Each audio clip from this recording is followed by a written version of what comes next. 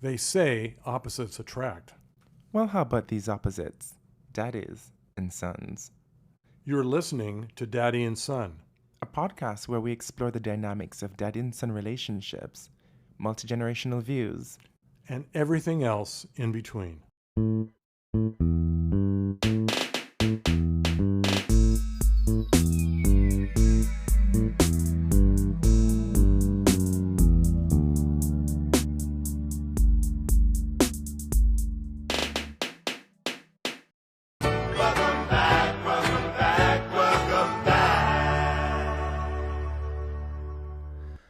Welcome back, listeners. It is 2025. Already? I know, and it's mid-month. Where's the time gone? I need the year to kind of slow down. It's speeding. It's speeding like at the speed of light. It's And I going haven't too fast. And I haven't seen you for a month. I know. It's been forever. How was your holiday? How was your New Year's? Lovely. Quiet. My trip to Barbados was more lively than New Year's. But hey, How was that? wonderful. Give me some highlights. I got to see what people do and see there because a friend of mine was showing me around. It was great. Was it your first time in Barbados? No. No. But first time as a native. Oh, okay. Yes. Not stuck in a resort. Yes, exactly. Yeah, going off the beaten path, Yes. doing what the locals do. Yes, trail riders on ATVs and I'm swimming in the surprised ocean. You don't have a tan. Well, I'm a white boy. I stay out of the sun. Okay, I see how it is. Well, honestly, my New Year's was really, really quiet because everyone around me got sick. Oh, lovely. So it was a very, very, very quiet affair. But I watched the fireworks on the telly. I wonder what you were doing. I thought, you'd be out at some fabulous party. I think I was. That was Christmas. New Year's was very, very quiet. Christmas was a huge extravaganza, but you know what? Sometimes you get it grand, and sometimes you get it small. As my late mother used to say, sometimes coffee, sometimes tea, and sometimes none at all. So it was one of those none at all moments. Oh, okay. Yes. That's unfortunate. So, for those of you who are first-time listeners, welcome to 2025 and welcome to this podcast, this show called Daddy and Son. I am Son, and I am Daddy Norm. in the show, we kind of discuss different topics, a wide range of topics from wellness to politics to how we're feeling today, and We're all over the map. we're all over the map Yeah. but from a generational point of view. That is always the goal of this show, as Norm used to say, to educate, and as I say, to entertain. So forgive me with my bootleg jokes. Was that a joke? haha, but I'm waiting for the laugh. Anyway. yeah. So as usual in our normal format, we kick this off by, kind of doing a nice little salute. Let's put our glasses together. Yes, we have to. We're drinking a very nice Spanish wine tonight that you brought back from España. Yeah, from this is from the Catalonian region. It's Ooh. called a Verdejo, and it is crisp. It is amazing. It's one of the native whites of that region, and it's just it's delicious. Usually I don't go for whites, but This is really good. It's very, very fine. I was given with some Spanish ham while I was in Barcelona, and Barcelona? Barcelona. Barcelona. It's another town south of Barcelona. Oh. And I was surprised how delicious it was. So this and Canary wines are the only whites that I tend to drink. I otherwise don't venture into the white world. You'll have to come over to the white world sometime. Son. Anyway, Double entendre. But anyhow, so today's a Norm production. that's 2 in a row, isn't it? Yeah. Well, it's a production, but it's, just so the folks out there know, we often don't talk about what we're going to talk about until the day of. Yeah, we don't have the afternoon. crosstalks around here. Yeah, we rarely exchange notes or anything. So it can be as authentic as possible. Yeah, and I had an idea that I thought we would talk about. We kicked it around just before we went on air. Thought, yeah, let's try that. And who knows where we'll end up, right? All right, so kick it off. All right. Well, again, hello, everybody, and welcome to 2025. I got this idea. I'll tell you what the idea was. It's what is important to people 5 and 10 years down the road. And here's where I'm coming from. I watched an interview the other day. For those of you that don't know, this weekend is, politically speaking, the weekend before the president is inaugurated. Mm-hmm. And there's also a lot going on in Canada politically. And I was watching an interview with a man who is well known in Canada by the name of Mark Carney, who was being interviewed on the Jon Stewart, The Daily Show. And it's all over YouTube.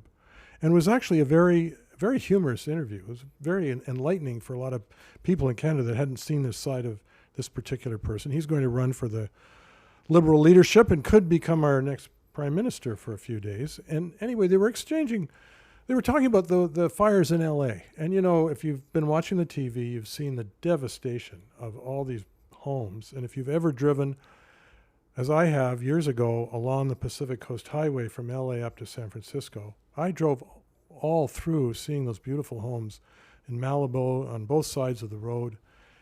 They're all tinderbox now from the fires. And they were talking about that and saying what a horrible thing it is. And then I think the question was asked, well, shouldn't the insurance industry have some responsibility there? And you and I have talked about this offline, right? Mm-hmm.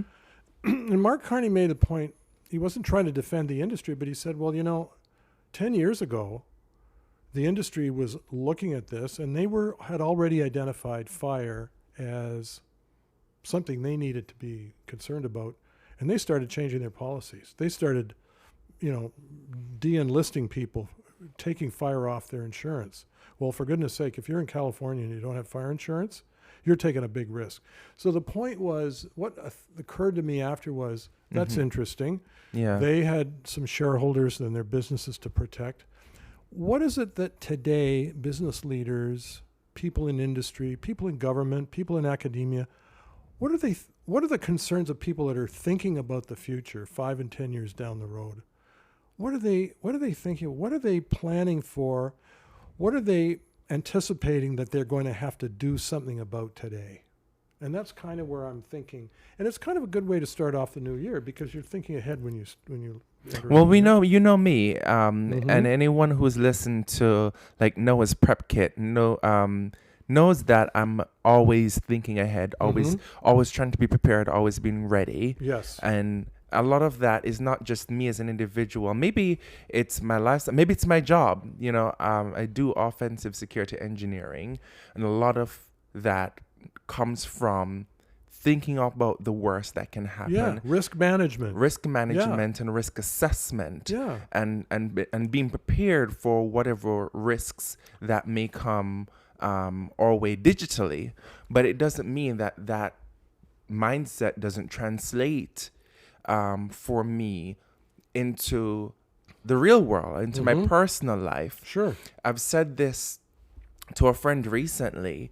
If businesses, as an example, are doing BIA assessments, business impact analysis, if they're doing BCP, business continuity planning, or any type of future planning, disaster recovery tests, why they have these cold sites, warm sites, why do we, as regular everyday citizens, think that it's implausible for us to apply the same principles to ourselves?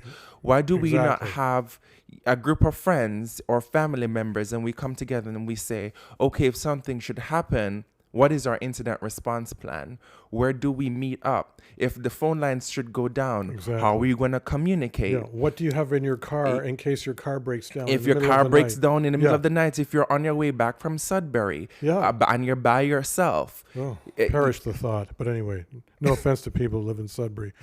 My suggestion is drive back in the daytime, as I usually do. but you know, it's worth having these conversation and exploring these thoughts, just like businesses do. Yeah. So you know, when you think about what, and it's more than just a mandate, it's more than just a strategic plan, because those are more long-term goals. Well, in a business sense, Yes. it's required, isn't it? Correct. And you go through the process of saying, what are the threats? What are the opportunities and all that stuff? But if a business is providing a service to consumers, Yeah. then they're going to be thinking from the mindset of maybe not what a consumer is thinking about for the future, but what will a consumer want or need Yeah. in the future. And what do we want to achieve or avoid down the road? Down the road, Which is what whether the it's insurers capital gains or losses. Yeah. Yeah. In the case of insurance companies, to that, my thought process is not everything should be for profit. It's not a very conservative thought process. It's not a very popular thought process amongst my circles, but I just genuinely think that not everything should be for profit. I think anything that has to do with human lives and people's livelihood, this has nothing to do with social status, it has nothing to do with race, has nothing to do with class, has nothing to do with station. It just has to do with in your time of need. And I know this is not something that is happening all the time, or is it even happening right now? Mm-hmm. Like when your neighbor's house is burning down, you're gonna go and say, how can I help? Yeah. I'm gonna, even if I need to piss on that fire, how can I help? I'm not gonna be That might ignite it wondering, more. is this that's why you shouldn't have used the toilet before we started the podcast, so you can have something to put out the fire. TMI, son. Folks, just so you know, we're changing our structure today. Usually we sit at a table and we're very formal. Today we're sitting on Alex's couch, very relaxed. Our glasses of wine are on the table in front of us. So the discussion sounds a little more off the mark a bit, or what's the word? Spontaneous? That's probably why. Because it's not as stiff. That's No, fine. no. I like this feeling. Just Yeah, it's laid back, casual, very relaxed. Casual. I just feel as though You don't like profit. You're becoming more no, socialist. it's not even that I don't like for profit. Just specific things when it has to do with human lives. I don't believe that capitalism has any business in it. There's no reason why any one person should be able to make a profit or determine the outcome of someone's livelihood just based on, and it has nothing to do with, it's in some cases it has nothing to do with money, just based on what is good for business or what is not good for business. Well, what if a business... And that's why I was using the example, hold that thought, but that's why I was using the example. That's why if your neighbor's house is burning down, nobody cares if that person is mean to you, if they're racist, whatever. You're going to be, Absolutely. how can I help? That's a human response. But it's businesses happening. don't think that way. Well, not entirely. I know some that do. I know some in the industry I used to work in. But that's not the nature of business, though. The nature of business is to make a profit. But listen, businesses are run by people.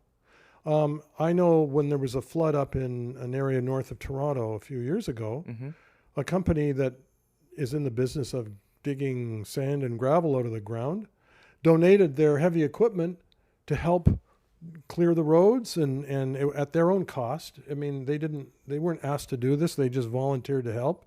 They got a lot of appreciation from the mayor, etc. So there are times when businesses say, listen, we're part of this community. We got to do something to help. I mean, that's because those are people that, you know, they run the businesses, but they also work in that area. They live in that area. But what I want to get back to is... But can I counter that? Yeah. Not all businesses operate like that. And like I say, like you said, businesses are run by people, and people can be evil, They can be. right? We have we use the wildfires in LA as an example. We have some businesses that are being good corporate citizens, Yeah. and then we have some businesses that are not, They're gouging rent increases. that are gouging rent increases. That's being done by a lot of I individuals. never thought that I would ever. I mean, I was so shocked to see that Airbnb, of all businesses, was coming around and saying, "Hey, if you are affected by this, we are going to for people that have homes that are available in certain areas, we will offer to pay for people to have refuge. And for people who are affected by this, we will give you back your money." That is completely against their policy, but we'll give them back their money. And for people who are affected by the fire damage, we will help you rebuild.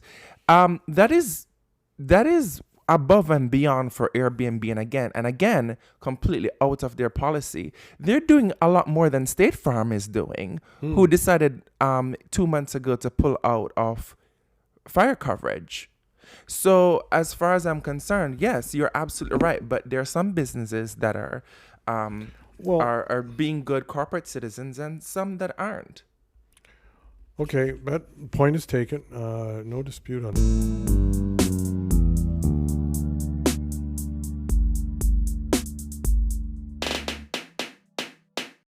Okay, but what I think we should talk about is what are the things that aren't necessarily in the newspaper or on the airwaves or on the internet today that business leaders, businesses, average Joe businesses, 1 and 2, 3 business people are thinking about, that says, boy, if we don't fix that, or if we could be threaten our business. This could threaten our livelihood.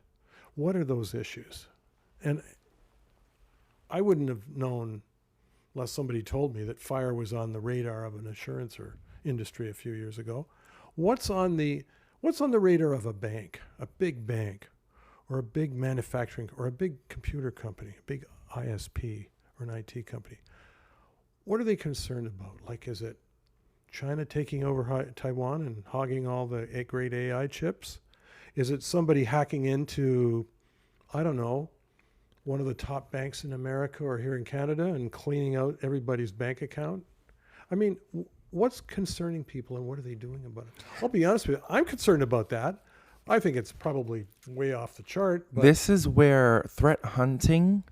threat hunting. That's a new word. That's a really new word. It's a term that we use in the cybersecurity Okay. industry. Yeah. Or I think this is also where business intelligence comes into play, or business analysis. Oftentimes people think that business intelligence is only espionage. What is the competition doing right now that we can do a one-up on? And that's not particularly what business intelligence is. I agree. Most companies, most large corporations that can afford, because the thing about business intelligence is, or threat hunting is, it's not a money generating department. It doesn't. There's no money to be made from business intelligence. You're paying people to think about the future. You're paying people to think. It's offensive. What if? It's the what if people. It's the what if people. Yeah. And what could possibly come down the pipeline in the next decade that can either make us profit or make us lose profit. What could, what if, what might. Exactly. I just thought of that. Hey, we should coin that, folks. Sorry, I'm what coining if, that. what could, what might. Yes. That's the name of today's episode. I love it. See what I mean, folks? This is very spontaneous. I had not even thought of those words before today. And it's when you think about the overall picture of, let's say, it could be, what do we have in right now in society? What are the trends? Let's say we notice that a lot of younger people are becoming more conservative. Mm-hmm. What does that mean for the business in Consumer for consumer taste. consumerism in the future. Yeah. We probably notice that through climate change, a particular geographical location that once used to be cold in January is now burning down in January. So, where we are, You mean geographically, yes, where we yeah. are Yeah, geographically in Toronto, Canada, in which is Toronto may not be affected right now, but how about having conversation with meteorologists or weather scientists to have a discussion? Okay, if we set up a business in this location, or we're about to open a new location, and we're going to spend X millions of dollars to build a skyscraper or whatever, a location. What is the equitability for our business you want to know 10 you're years making down the line? yeah, you want to. Is this going to be a loss? It's good research. You need to do your research. And you need to Exactly. look at all kinds of factors. And obviously, in the case we were talking about earlier, the insurance industry looked at climate change. They looked at fire trends. They looked at a whole lot of information, business intelligence, to your point. And they made a decision, we're not going to be in business. We're not going to be able to insure our other clients if we don't take care of our business today. And that's, you might say, well, that's not very nice. You're hurting the people in Southern California. But if that company is out of business, they got clients all over the United States and Canada. They have to think of them. That's the point. Well- that's the reason businesses, what they want to be is sustainable. Correct. That's really what they're trying to do. And My thought profitable is nice. process on that is, if it's a situation where you decide, okay, we will not be signing any new coverage, that's different. Which some insurance companies did say. Yep. They said those who are already under the existing coverage, it will be grandfathered, but no new coverages for fire coverage. I think what made State Farm so controversial, They pulled it all together. they pulled it all together, As did other companies. as did a couple other companies, and that becomes, in my opinion, that becomes a scam. Yeah. Well, it's Because the if- ethics of it are the questionable. ethics of it is quite questionable, and I think this is where when I say being good corporate citizens, you have a sense of duty of care to your community. And you know what? I agree with you. And that's where hopefully at board of directors discussions for those companies, somebody gets up and say, listen, we've had these people as customers for 20, 30 years. We pulled their coverage a year or two ago. Surely we have some obligation, even if it's 30 cents on the dollar or something like that. Correct. That acknowledges, we acknowledge you've been our customer.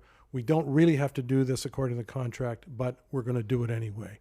Or That's what we put want it- to see, right? Exactly. Yeah.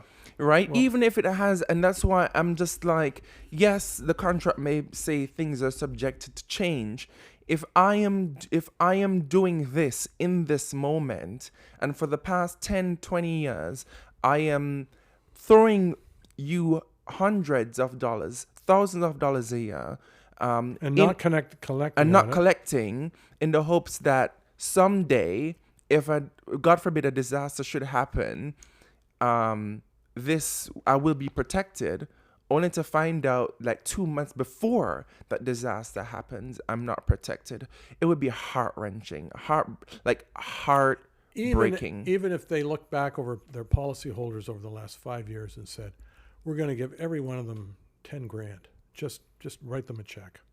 I mean, I'm sure there'd be a lot of, but let's go back to the issue of what are the threats out there? You're in an industry that's cybersecurity. I mean, to me, Well, the that's threats that I look huge. at are just threats that are specific to online. Okay. Well, let's look. Everything is going online. I'll tell you, as a private individual, I hear about people talking about AI. What horrible things AI could do.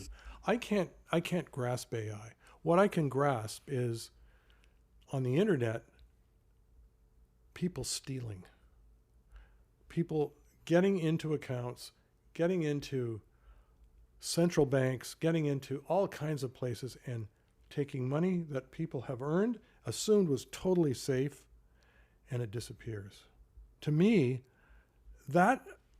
what are we doing about that? Is anybody worried about that? What else is out there? Yes and no. Okay. And I I know say, you have to be careful what you say because you do have some clearances that are, yeah, I understand that. and there's a reason why I say yes Yeah, and no. yeah. But here's what I can say on this. A lot of banks, because of what they're insured for, there are certain things that they do not focus on. I can believe that. Look at TD. They're changing their whole board of directors and they kicked their CEO out today because of the fraud in the United States. That's a message to banks, not only in Canada, but elsewhere. Yeah. Pay attention. Go ahead. Finish what you were saying. I'm sorry. Got very interesting. No, I know. They're no, not I agree. focused on what should they be focused on though? Because that's my money and your money and my neighbor's money that I want to make sure is protected. That's fair enough. Yeah. But and I'm pretty sure that you can definitely agree with me when I say this. They're not interested in the hundreds or thousands or even the 1 or 2 millions that you have with the bank. They're more interested in their investments. And to them, you're nothing but capital gains. To them, you're just a kitty to pull from. But hold There's on. a reason why if a bank goes under, there's only a certain amount of money you can get back. What is it? 250? 10% up to 10% up to $3 million, I believe. Well, I have very little money in the bank. My money is in mostly securities. Is that a And bank? that's what they're interested in. But you know what? They've got to get the money from people, whether it's in a cash account or whether it's in a savings account or a cash, whatever kind of investment it is. Yeah. They've got to be responsible to people, period. We're all customers.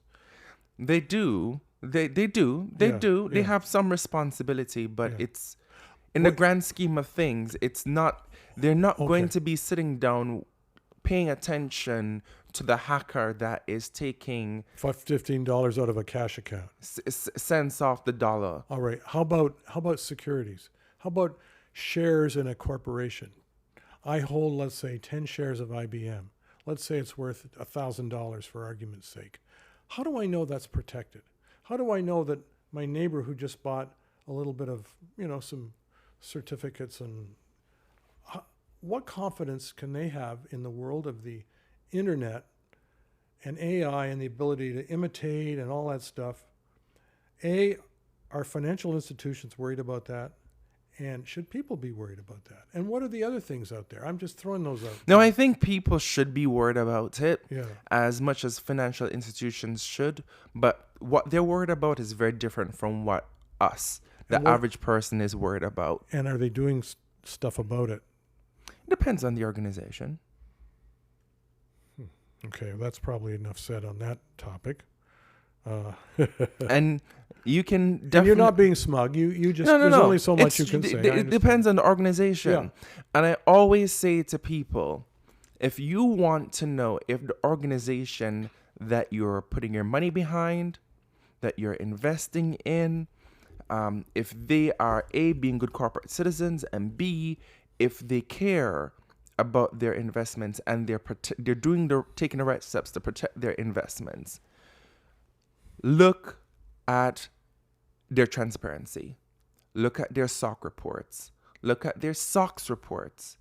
And if you are able to read those, If the average Joe probably can't. I've been an MBA grad. I don't bother reading that kind of stuff. well, that's where you start. Because for most companies, especially in a SOC 2 type 2 report, in those reports, they will be able to tell you what are their security plans, procedures, and policies. You know what's interesting here? I remember 5 or 10 years ago, you were asking me about my financial expertise.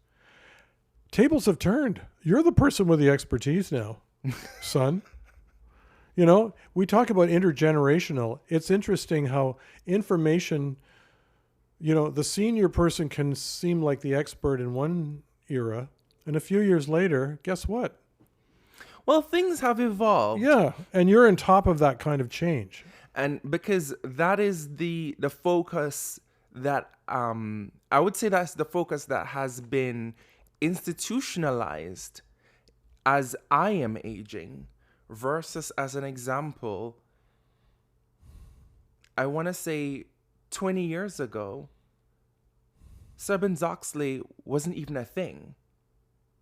There was no regulation Oh, well, yeah. on documentation and retention and destruction of investment information, of private information, on anything that had to do with entity level controls for an organization.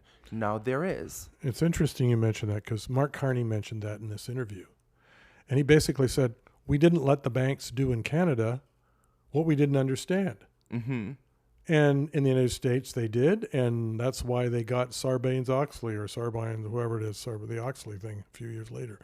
But that's after the fact. That was prevention going forward to prevent that from happening. And this is why businesses regulating themselves is a terrible idea. Terrible idea. Whether it is... Oh, no, we need standards and regulations. Having self-governing bodies. Look at what is happening with Boeing as an example. Let's talk about self-regulation. This is how we kind of pivot a little bit. Okay. Look at professional groups. They self-regulate. And guess what? We don't have enough doctors. We don't have enough nurses. And I wonder why. Because the self-regulating professions kind of have very high thresholds of entry. Well, while there may be some professional organizations self-regulate, yes, but they do so by standards, right? There is a council. There's either a council, standards, or bylaws. But they set them. Yes, but they hold themselves to those standards. But anybody thinking that they're too high can't do much about them. I guess, but in point, you're right. We need regulation, especially where a lot of people's money is concerned. Yes and no. With those bylaws in place or those standards in place, it can be used in a civil litigation process as a blueprint, versus if a business, a private entity, has its own internal policies. Policies, again, can be changed in a minute. A company can do something wrong and then in a couple hours change their policy to make it adjustable to them. A bylaw is not so easily changed. A business, let's say, for example, PCI. It's not a law. PCI is what? Payment Card Industry Standards. Credit card? For credit cards, yes. It's not a law, but it is a set of governing rules that business can subscribe to. And with knowing that that council is out there, if you then choose, and that's why I talk about looking at the SOC reports, if you then are going to, again, invest in an organization, put your money behind an organization, or even be a consumer for an organization, you as the consumer can then make a conscious decision. Does this business subscribe to the practices? Are they certified by this council? So How many people do that? I do. You are as one professor used to say, a chilly minority. But in this case, a good minority, because some people have to do it. I pay somebody to do that for me. A good financial institution. They're But that's the only way you're going to know how is my electronic data, as an example, being protected. Well, you know what? That's a good question. I should ask my my accounting guy, the guy who handles my accounts, that very question. How are you protecting it? I don't ask that question You enough. should be asking that question. One Yeah. of the things that came up in one of our threat hunting meetings Yeah. recently was about how, as a business, we are going to quantum proof the business. Quantum proof? Yes. So quantum computing, Yeah. which is It's the new. It's very fast. it's very novel. Basically It's super fast. It's metaphysical computing that makes computing extremely fast to the Right. point that it could bypass any form of encryption that exists today. Huge risk. Huge risk. Huge risk. Okay. How are we quantum? So we had How are we guarding against the potential misuse of quantum computing? correct. Okay. And that is something that we've started to research and dive into. And I think, again, when you're talking about how our business thinking about the future, that's an insight as an example into my business, the business that I work with, and my industry, what we are looking at, and how we are protecting people's data. It's beyond anymore just encryption, having the highest form of encryption. It's beyond government regulation. It's very leading edge stuff. Because at the end of the day, the government haven't caught up with the technology that we even have existing right now. Let me ask another We question. can't be depending on the government. Oh, I agree. We They're have not to the do experts our in this. part. Yeah. Exactly. They're We not the have to do experts. our part into protecting ourselves and being fortuitous. All right, let me pivot another one here. How about AI? I hear about, God, we've got to be careful about the misuse of AI and all this stuff. I mean, I used artificial intelligence just yesterday to I got on ChatGPT and said, give me a 3-day itinerary in Vienna and 3 days in Prague. What would that look like? Hey, if that's AI, I think it's great. Yeah. Let's have more of it. What could be threatening about AI? And you've got a perspective on this that the average person doesn't. And this is why it's interesting. You know, the older folks they're not on the edge of the curve anymore. What's going on with AI? I mean, why is it scary? Well, Is it scary? it can be. Okay. It can be, but that's because AI, and it's scary for multiple different reasons. Whether it is people's life, standard of living, way of living, not being catching up Yeah. to the use of technology that exists today, right?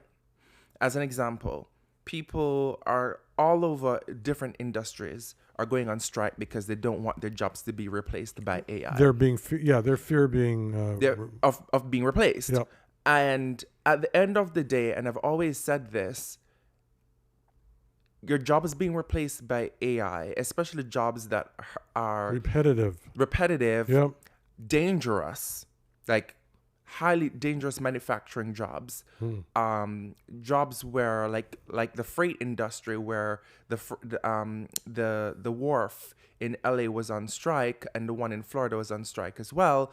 Just before Christmas, the port strike, the port authority strike. It's when I think about these things, it's like, look how many people die from cranes or crates falling on them on a day-to-day basis. These things do happen, but they are adamant that they don't want their jobs to be taken over by machinery.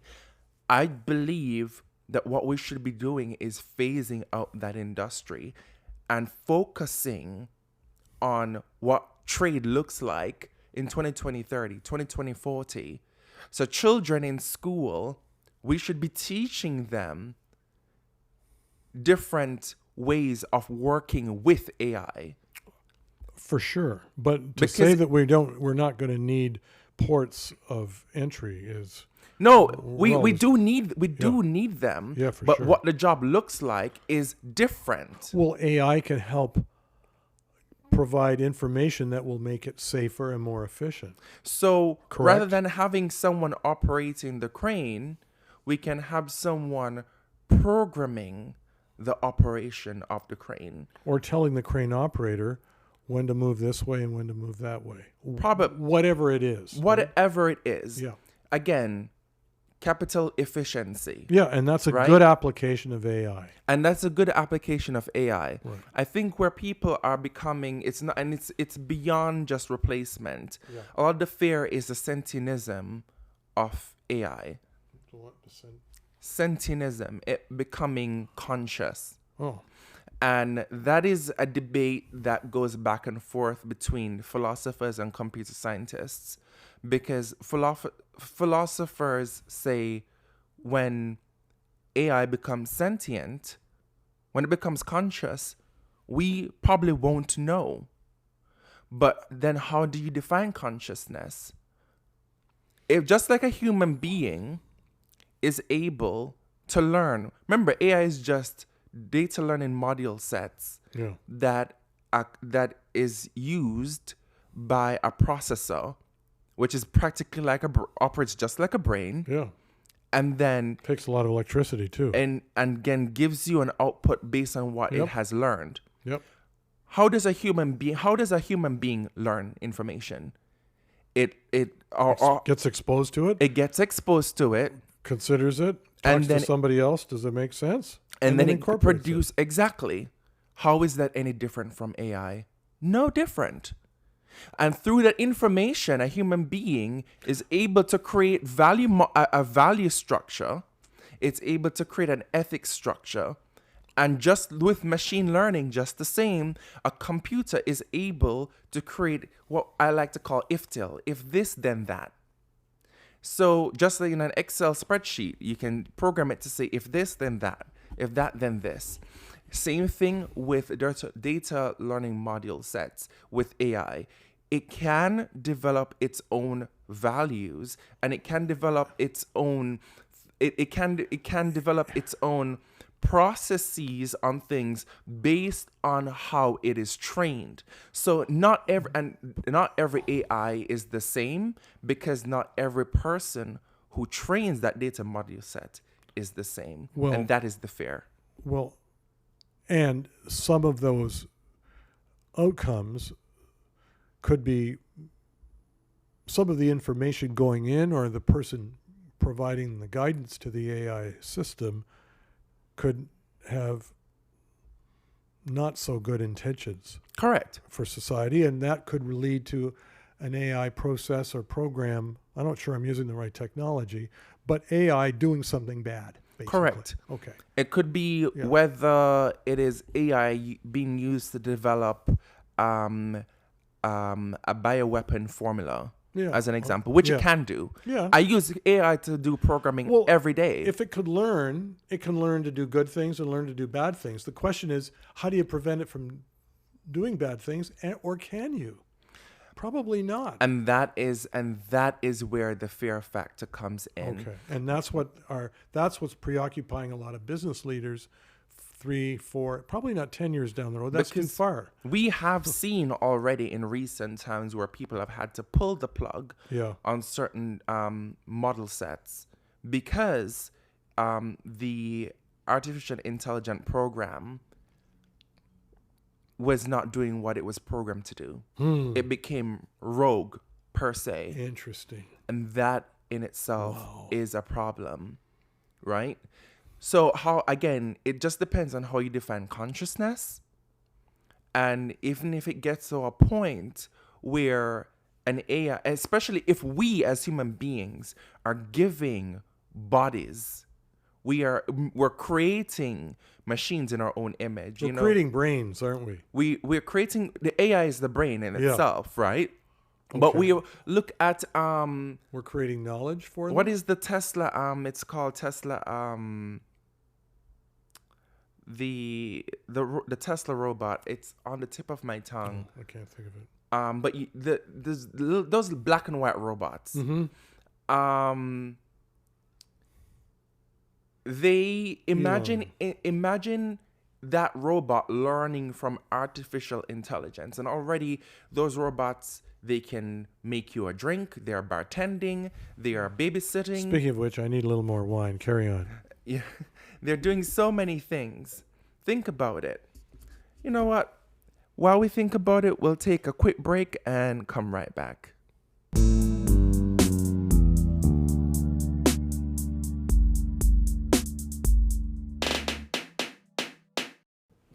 And we're back. And so, yeah. So I was saying that it is completely more than just the sentientism, it doing its own thing, it working against humanity. It's how it can be weaponized. Yeah. And you would be surprised how effective and efficient artificial learning, artificial intelligence, and artificial intelligence learning has become at processing and developing data. It's incredible. It really is. So at the end of the day, much like I said, part of the reason we're even closer to quantum computing is in part because of AI. It is helping us solve these mathematical equations that human beings have been stuck on for the past 2.5 decades. Quantum computing is non-binary. Correct. Now, you're impressed, I'm sure, that Daddy knows that little bit of technology. I'm a little bit impressed, I must admit. Well, I do listen to podcasts. That's not your generation. I don't just make them. I'm even surprised, and again, I've said this before, but I'm even surprised that at your age, you're using an iPad. Oh, come on! I've been using one for a decade. I've been using one for 10 years, 12 years, and that was late. It's impressive. Well, I remember I worked for the computer industry. How many people do you know your age that even uses a smartwatch versus an?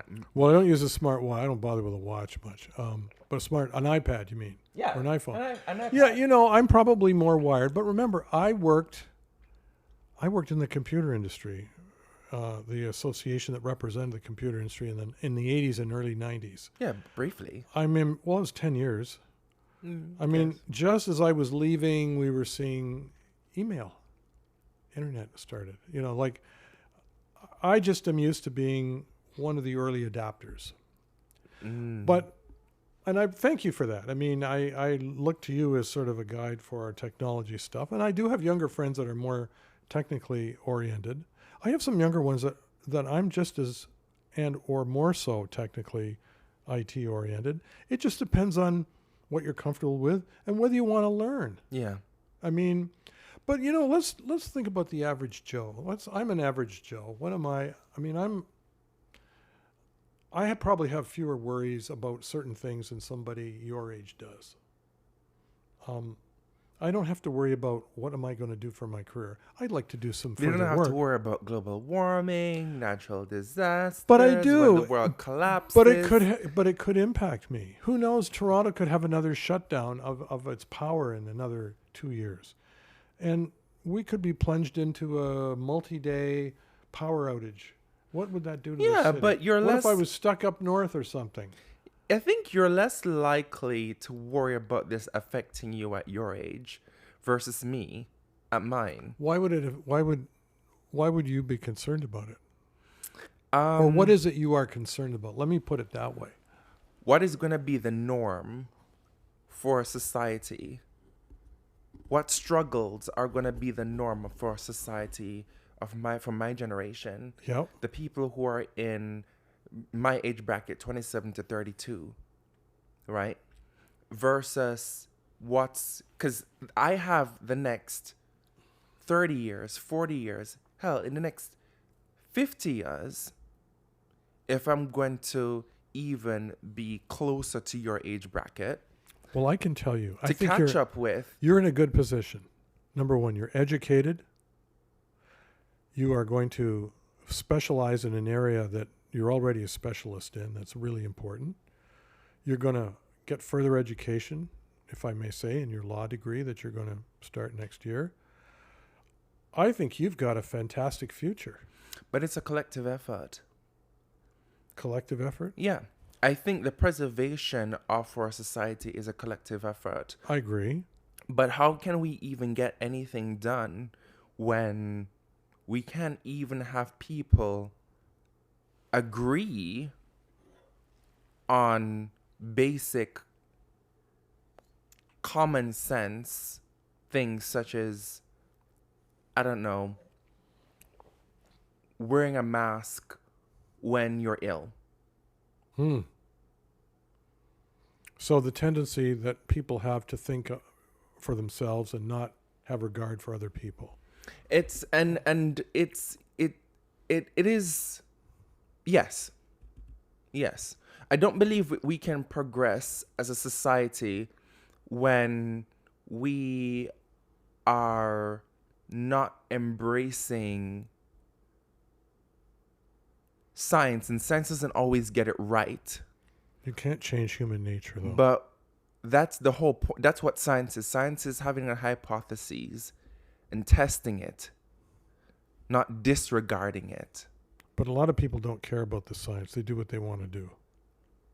And that's going to be a problem. It will continue to be a problem, and it has been a problem since the dawn of civilization. So, you know, We're doomed. In my Yeah. opinion, I feel like we're doomed. But well, maybe that's my thought process. But I'm going to ask you something. Uh-oh. Flipping it onto you. I've been You know, asking a lot as- of questions today, haven't I? You know, usually as we, ask them. As we kind of close out, I want to find out from you. You know, this is our first episode for 2025. Yes. And it's, you know, we're 2 weeks into the new year. Mm-hmm. What do you think is some of the threats or things that we should be, some of the risks that we should be possibly preparing for, or we should be creating some sort of contingencies for 2025? Well, very relevant question, because there's a lot going on in Canada right now with the threat of the new president incoming, 25% tariff on a lot of our goods. That's going to have an impact economically. We're already struggling. People are having trouble. Second jobs aren't providing enough money. Those that have them, you know, are struggling. Those that don't have them are really struggling. Like, things are tough in Canada right now. There's some people here in Canada who believes that's a good thing because it will force some change. local jobs. It will create more local jobs. That's the term I hear being thrown around. What do you say to that? Well, it all depends on the industry. It depends on the sector. It depends on, you know, who your customers are in the United States. I happen to think that it's not going to go on for a whole long time, because I think the opposition will take place south of the border to these tariffs. They'll see the impact. But the point is, this is going to be a tough year for a lot of people. And there's a lot of uncertainty right now, not only here, but also all around the world. We're living in very tough times right now. You may not get to live 50 years on this earth if things blow up. Who knows? Yeah. You know? All these things are important. The economy doesn't matter if we don't have an earth to live on to spend the money. You know? So just, I've been saying that to people quite often. But I am hoping that people come together and say, listen, we've got a struggle here. We've got a challenge. We're going to do our very best to maybe put forward a little bit more effort, work a little harder, and get through this. You know what's interesting? I was thinking about this. That is what you think. Hold your thought on what you are thinking, but before that, because to answer the question, I did ask you your thoughts on short term for 2025. What you think are risks or threats that people should probably Our economy. And you think the biggest one is the economy? Oh yeah, for sure. We're in a hole right now, and we're trying to dig ourselves out of a trench, and we're about to field another artillery shell coming over our head. You are an old school conservative. Well, I'm only looking at what's coming down out of Washington right now, and we can't avoid that. Yeah. So I was going to say, for the two generations that we represent, we agree on a whole lot of stuff, but I think we're coming to something where we don't agree. So what you think I'm old school, and what I'm thinking, where are you coming from on this? Yes, the economy is going to be a huge threat. Climate change? Sorry, I don't mean to be a little climate change, but that's going to happen anyway. So climate change is here. Let's put that aside. Well, I wasn't going to say climate change, but it is equally a massive threat. Again, if your house is burnt down, Yeah. or if you have no power to be able to Or you even integrate with globalization or commerce, Or then you can't get power what's- because there's so much demand for it. what is the point? Or that? What is the point of Living? having exactly? What's the point of the money? Yep. There cannot be. I don't understand how people don't grasp the comprehension or the correlation between the two. They're not mutually exclusive. People are pretending as if they are, like one is more important than the other, and it's not. Again, No, you're right. We have to have an environment where Rodeo we can, Drive and Sunset Boulevard is burnt down. There is no economy. The supermarkets are closed, schools are closed. People can't even be educated. It's pretty much a stopgap, just as like what COVID was. It's going to disrupt things, and the impact is going to cost billions. You know, you're absolutely right. I heard something on this podcast today that said, you know, all the talk about Trump and everything, he said, the focus of fixing Southern California is going to preoccupy the next administration. Oh yeah. They've got Olympics coming in 3 years. Oh yes. I mean, they've got to get their act together. This is going to huge investment of resources and people to fix this. And it's not even just that. It's how do you ensure that something like this doesn't repeat itself In Alberta, in British Columbia, or in the same area, or in that's a real concern even right now. right? You know? So none of this even matters. So we're going to talk about, okay, the economy. Basic survival. You can't even have economics, if you don't prosperity, if you have nowhere to have commerce. But right now, the So- best antidote to fixing Southern California would be a booming American economy that produces jobs, income, tax revenues for a government that's already bankrupt, so they can help the people of Southern California. Oh, 'cause yes. insurers aren't going to be doing I it. agree. And that's why I say the two things aren't mutually exclusive. There is a development opportunity here. There is For sure. there is scientific research opportunity Some here. new fire prevention There standards is and stuff. innovative Yes. opportunity here. There is opportunity here To recreate. for commerce, for literally for a resurgence. There is, but it will not happen if we think in the same way in which we did before. We need to change the paradigm, is what Because you're thinking. exactly, because Yes. that's why we ended up in the same exact position that we're in. The two things are not mutually exclusive. They deserve equal attention. So I'm not even going to go right there with that sardonic smirk about climate change. But no, that's not what I was going to talk about. May I have the... Oh, you finished? Sorry, I interrupted you. I was going to... I can go back. Well, I was going Go to ahead. just sort of say, what if, hmm what could, and what might. The name of today's episode. That's right. that's we the need motto. we need to continue this conversation another evening. We do. Yeah. We do. I think the last thing I'm going to say before we wrap up is what I think is a more immediate concern. Granted, what I think doesn't matter. It's moot because No, it does matter. I wanted to know your opinion, but I didn't answer the question, did I? no, you said it's the economy. Yeah, Yeah, you okay. did. You answered the question. I wanted to know why you thought so because again, from someone who has seen a lot over the years, you can, soft trend these things. Soft trend. I've learned a lot of new words from you tonight. Soft trend. What was the other one you came up? What was it? Business something or other. Well, I'll have to listen to the tape later. But Listen to the tape. yeah. The tape. Yeah, the tape.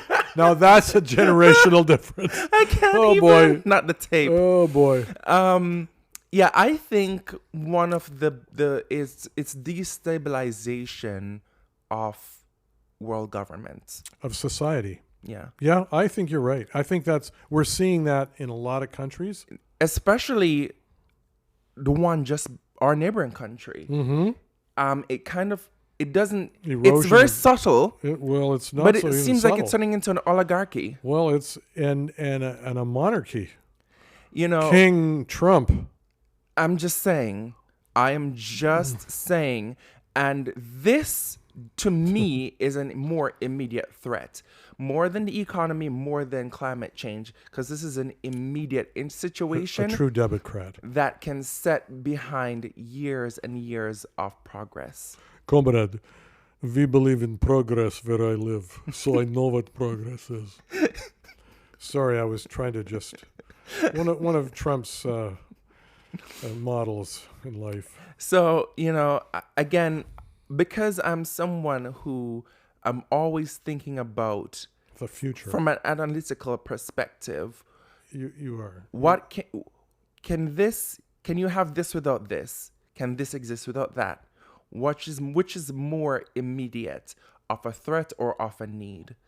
And that's kind of where I'm thinking about when I think about the state of what's happening in Korea, in France, in Georgia, in certain republics in Africa, in the US, in South America.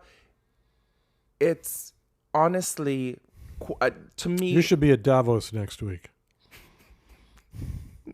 I believe you will be one day. I hope so. And For those who don't know what Davos is, it's sort of a gathering of the elite intellectual, business, political people that talk about correct. what's coming down the track. Correct. And it's fascinating. And you know what? I think you're the kind of person that should be there. Really? Yeah. I appreciate I'll that. send a letter for you. Well, and the last thing I'm going to say about this is with Canada now being the G7 leader, The G7 leader? You mean the host of the next G7 the host of meeting? the Yeah. We might not have anybody to host it, but it's going to be here anyway. or leading the bid of hosting the next G7 summit, I do believe that Bad timing.